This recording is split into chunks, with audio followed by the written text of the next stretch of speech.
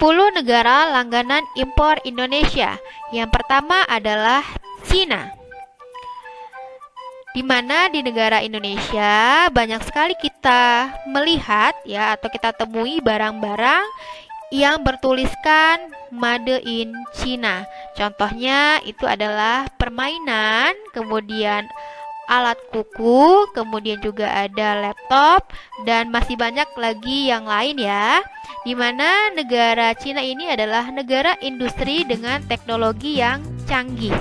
Sehingga kita banyak barang-barang yang kita impor dari negara Cina.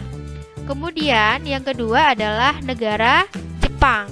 Nah, negara Jepang ini kita mengimpor kendaraan berupa truk, kemudian mesin, kemudian suku cadang, ada baja, perlengkapan listrik, tepung terigu, dan plastik, juga alat-alat kimia. Negara yang ketiga yang kita impor yaitu adalah dari Thailand. Di mana dari Thailand ini kita mengimpor bahan pokok seperti beras, gula, dan produk olahan ikan. Kemudian negara yang keempat yang kita impor barangnya yaitu adalah Amerika Serikat. Di mana kita mengimpor barang berupa produk non-migas seperti kapas ya, kemudian gandum ya, kemudian ada kacang kedelai dan ada pesawat. Selain itu ada juga helikopter atau alat pembuatan penyulingan ampas atau limbah. Kemudian ada suplemen makanan. Negara yang kelima yaitu negara impor kita yaitu Singapura. Barang yang kita impor yaitu berupa bahan sandang seperti pakaian anak-anak, pakaian pria dan wanita, ada aksesoris, kemudian pangan atau bumbu dapur seperti bawang putih, kemudian kentang, terong, dan tomat. Selain itu kita juga mengimpor barang berupa otomotif yaitu knalpot, mesin pengganti, ban mobil, besi, dan juga rantai.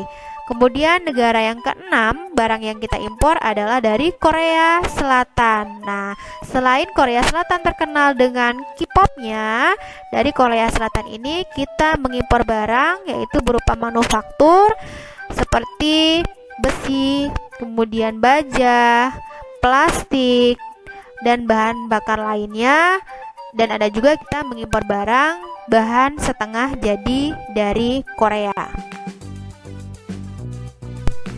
Negara yang kesembilan yaitu adalah negara Malaysia yang barangnya kita impor yaitu berupa bahan kimia organik, plastik, kemudian kapal laut, kemudian ada mesin-mesin, ada perlengkapan optik, dan juga ada kendaraan. Kemudian negara yang kedelapan yang barangnya kita impor adalah barang dari Australia. Di mana Australia ini terkenal dengan daging sapinya yang berkualitas. Nah, di sini kita mengimpor barang dari Australia yaitu berupa daging sapi. Negara yang kesembilan yaitu negara langganan impor kita adalah India. Nah, selain dari film-filmnya, nah, kita juga mengimpor barang berupa non-migas dari India. Dan yang terakhir adalah Jerman. Di mana Jerman ini kita mengimpor barang berupa pesawat, kemudian ada mesin-mesin ya, kemudian ada kendaraan, ada besi, ada baja. Nah, ini adalah barang-barang yang kita impor dari 10 negara langganan Indonesia. Nah, di sini dapat kita lihat bahwasannya yang paling banyak kita impor barangnya adalah dari Cina ya. Ternyata bukan dari Amerika Serikat. Di Amerika Serikat itu ada di urutan keempat. Jadi kita banyak mengimpor barang dari negara Cina. Oke anak-anak, masih semangat ya? Nah, sekarang kita lanjutkan perbedaan perdagangan dalam negeri dan perdagangan internasional. Kira-kira apa ya perbedaannya? Yuk, di sini Ibu akan jelaskan. Perdagangan dalam negeri, perbedaannya antara perdagangan internasional, yang pertama itu adalah jika dalam perdagangan dalam negeri kegiatan dilakukan dalam wilayah suatu negara, sedangkan perdagangan internasional kegiatan dilakukan dalam wilayah antar negara. Yang kedua, perdagangan dalam negeri pembeli dan penjual cenderung bertemu atau interaksi langsung, sedangkan perdagangan internasional pembeli dan penjual tidak berinteraksi langsung. Perbedaan yang ketiga, perdagangan dalam negeri mata uang yang digunakan sama, sedangkan perdagangan internasional mata uang yang digunakan berbeda sehingga menggunakan devisa. Maksud di sini berarti tergantung perdagangan internasionalnya itu pertukaran barangnya dengan negara mana. Ya, berarti misalnya dengan negara Amerika Serikat, berarti menggunakan mata uang dolar Amerika seperti itu. Kemudian yang keempat yaitu perdagangan dalam negeri tidak dikenakan biaya masuk, hanya retribusi, yaitu iuran. Sedangkan perdagangan internasional dikenakan pajak atau biaya masuk. Yang kelima, perdagangan dalam negeri biaya angkutnya lebih murah. Untuk perdagangan internasional biaya angkutnya lebih mahal karena antar negara ya. Yang keenam, perdagangan dalam negeri kualitas barangnya bervariasi. Untuk perdagangan internasional, kualitas barang harus mengikuti standar internasional. Ini jelas ya, supaya bisa bersaing di perdagangan internasional tersebut. Kemudian yang terakhir yaitu perdagangan dalam negeri, peraturan undang-undangan sama atau hukumnya bersifat nasional. Sedangkan perdagangan internasional, peraturan perundang-undangannya berbeda, yaitu bersifat hukum internasional. Bagaimana anak-anak tentang perbedaan perdagangan dalam negeri dan perdagangan internasional? Paham ya? Kan? Nah, di sini adalah hambatan perdagangan internasional ya. Yang pertama itu adalah biaya masuk. Biaya masuk itu berarti sama dengan pajak ya. Berarti barang yang masuk ke dalam negeri itu dikenakan pajak ya, sehingga ini menjadi hambatan untuk perdagangan internasional seperti itu. Kemudian yang kedua adalah proteksi. Nah, proteksi ini adalah kebijakan pemerintah untuk melindungi produksi dalam negeri. Nah, ini merupakan hambatan perdagangan internasional. Nah, kenapa? Nah, kita contohkan, misalnya pemerintah Indonesia yang menggunakan tarif tinggi untuk impor kain yang berasal dari Cina agar harga kain tersebut menjadi mahal, sehingga kain yang dihasilkan oleh Indonesia harganya lebih murah, seperti itu. Nah, jadi ini yang disebut dengan proteksi. Jadi kebijakan pemerintah untuk mengenakan tarif tinggi untuk barang yang berasal dari luar gitu, supaya harganya mahal. Nah, sehingga barang yang sama yang dihasilkan oleh produk dalam negeri harganya bisa lebih murah, sehingga barang dalam negeri itu tidak kalah di pasaran. Nah, seperti itu. Nah, ini juga menjadi hambatan ya untuk perdagangan internasional. Kemudian yang ketiga adalah kuota. Nah, kuota itu berarti apa? Yaitu kebijakan untuk membatasi jumlah ekspor dan impor barang dari suatu negara. Nah, dengan kebijakan kuota, barang impor tertentu dibatasi dalam jumlah dan volumenya, seperti itu. Contohnya misalnya Amerika membatasi kuota tekstil dari Indonesia karena juga ingin memproduksi tekstil, sehingga dibatasi pengimporan barang terhadap tekstil. Paham ya? Kemudian yang terakhir yaitu ada dumping. Nah, dumping ini adalah kebijakan menjual barang di luar negeri lebih murah daripada di dalam negeri. Kebijakan ini bertujuan untuk meningkatkan devisa negara ya. Nah, keempat ini adalah hambatan perdagangan internasional. Manfaat perdagangan internasional. Yang pertama itu adalah setiap negara dapat memenuhi kebutuhan akan barang dan jasa dengan adanya perdagangan internasional.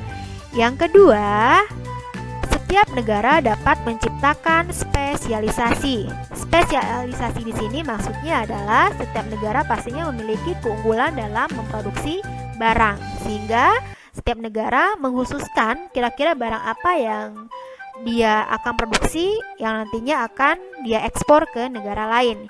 Yang ketiga, manfaat dari perdagangan internasional adalah setiap negara dapat meningkatkan hubungan persahabatan antar negara. Yang keempat, yaitu pendapatan negara meningkat melalui perolehan devisa hasil ekspor. Nah, di sini setiap negara berarti harus meningkatkan ekspornya. Jangan lebih besar impor daripada ekspor. Yang kelima itu adalah mendorong kemajuan ilmu pengetahuan dan teknologi. Dan yang terakhir itu adalah kegiatan produksi dapat meningkatkan sehingga perusahaan bertambah maju dan membuka kesempatan kerja. Nah, di sini artinya berarti dengan adanya perdagangan internasional akan meningkatkan sebuah produksi sehingga produksi sebuah perusahaan itu semakin bertambah maju dan tentunya membutuhkan tenaga kerja sehingga mengurangi pengangguran dan membuka lowongan pekerjaan. Baik, anak-anak, Ibu di sini menampilkan ekspor dan impor Indonesia. Sumbernya dari Badan Pusat Statistik atau BPS per 15 Juni 2020. Coba kita perhatikan ya. Yang berwarna kuning itu adalah ekspor, yang berwarna biru berarti itu adalah impor. Dimulai dari Mei 2019 sampai dengan Mei 2020. Kalau gitu kita analisis yuk. Nah, ini kan terjadi kenaikan penurunan dari kegiatan ekspor dan impor. Kita lihat yuk kira-kira ekspor yang tertinggi itu terdapat pada bulan dan tahun berapa ya? Ya, ternyata ekspor tertinggi terdapat pada bulan Juli 2019. Kalau impornya yang tertinggi kita lihat, wah ternyata sama ya. Juli 2019 juga kita melakukan impor paling besar ya. Kalau gitu kita cari untuk ekspor yang paling rendah. Itu ternyata terdapat pada bulan Mei 2020. Dan untuk impor juga sama. Ternyata yaitu di bulan Mei 2020 impor terkecil. Nah, di bulan Mei 2020 ini kita sudah mengalami yaitu pandemi untuk corona ya. Jadi untuk kegiatan ekspor dan impor ini mengalami penurunan seperti itu. Nah, inilah perkembangan ekspor dan impor Indonesia per 15 Juni 2020.